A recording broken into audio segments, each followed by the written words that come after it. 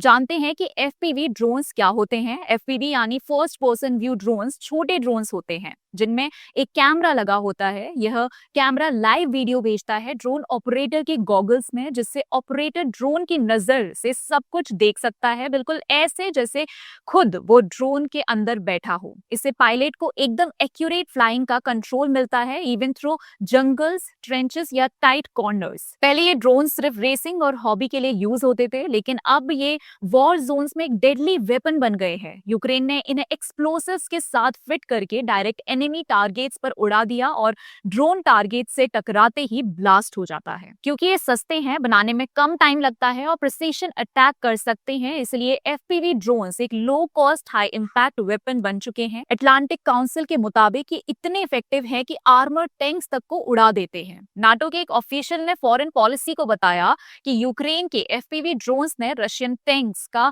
2/3 से ज्यादा हिस्सा उड़ा दिया है और अब तो यूक्रेन खुद अपने ड्रोन्स बना रहा है। 2025 तक यूक्रेन 4.5 मिलियन एफपीवी ड्रोन्स खरीदने का प्लान बना चुका है, जिसका बजट $2.6 बिलियन से भी ज्यादा है। बस इसीलिए एफपीवी ड्रोन्स बन गए हैं मॉडर्न वॉरफेयर का सबसे अनप्रिडिक्टेबल और पावरफुल वेपन। एफपीवी ड्रोन्स के इस्तेमाल ने वॉर का पूरा दायरा ही बदल दिया है। पहले वॉर की शुरुआत बॉर्डर पर होती थी, लेकिन अब ऐसा जरूरी नहीं। यूक्रेन के मिशन जैसे ऑपरेशन स्पाइडर वेब ने दिखाया कि कैसे ड्रोन लॉन्च यूनिट्स को सिविलियन ट्रक्स, वुडन शेड्स या कंटेनर्स में छुपाकर दुश्मन के अंदर तक घुसा जा सकता है बिना तुरंत पकड़े जाने के। मॉडर्न वॉरफेयर का बिगेस्ट शिफ्ट ये है कि अब अटैक्स कहीं से भी ओरिजिनेट हो सकते हैं, even from deep with in civilian areas. Ukraine के एफपीवी ड्रोन्स ने सिर्फ रशिया के बॉर्डर पोस्ट नहीं, उसके इंटीरियर एयरबेसेस तक को टारगेट किया, वो भी इस तरीके से कि एनिमी को पहले ही कुछ अंदाजा ही नहीं था। ये